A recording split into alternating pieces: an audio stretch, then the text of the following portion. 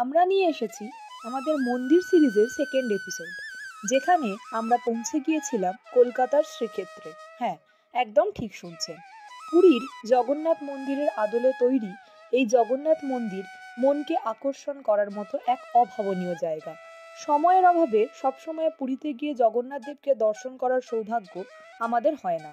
সেই দুঃখই মিটিয়ে নেওয়া যেতে পারে এই মন্দিরের জগন্নাথ, বলরাম এবং সুভদ্রা দেবীকে দর্শনের মধ্য দিয়ে।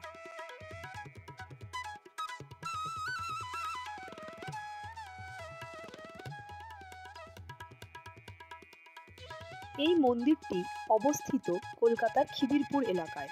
শোনা যায় 1967 খ্রিস্টাব্দে কলকাতার খিদিরপুর বন্দরের জগন্নাথ দেবের ভক্ত শ্রমিকরা একটি টিনের মন্দির তৈরি করে কাগজের ছবিতেই জগন্নাথ দেবের পূজা শুরু করেছিলেন। পরে 1968 খ্রিস্টাব্দে স্বপ্নাদেশ পেয়ে এই অঞ্চলে বসবাসকারী ওড়িয়ারা মন্দির নির্মাণের একটা সিদ্ধান্ত নেয়। সেই কারণেই তৈরি হয় শ্রী জগন্নাথ সেবা সমিতি নামের এক সংগঠন।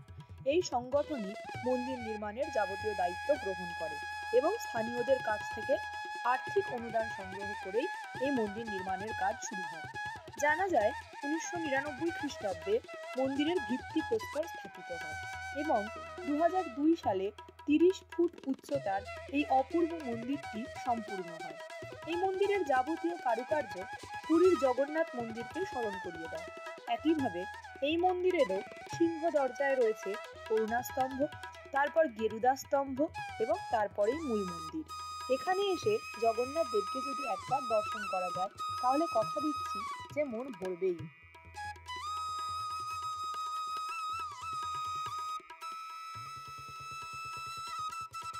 একটি শান্ত পরিবেশে জগন্নাথ দেবকে দর্শন করার পাশাপাশি একটি দিনের সুন্দর আরম্ভের জন্য এই জায়গাটি অপূর্ব সুন্দর। বহু মানুষ এখানে আসেন নিজের মনের কথা জানাতে। পুজোর প্রসাদ, প্রদীপ ও বাতি কেনার জায়গা সবই এখানে রয়েছে। মনকে শুদ্ধ করতে একবার অন্তত ঘুরে আসুন এই জগন্নাথ মন্দিরে। কেউ যদি গিয়ে থাকেন অবশ্যই আমাদের কমেন্ট করে জানান, আর এই রকম ভিডিও পেতে অবশ্যই টুজ কোম্পানিকে সাবস্ক্রাইব করে রাখুন।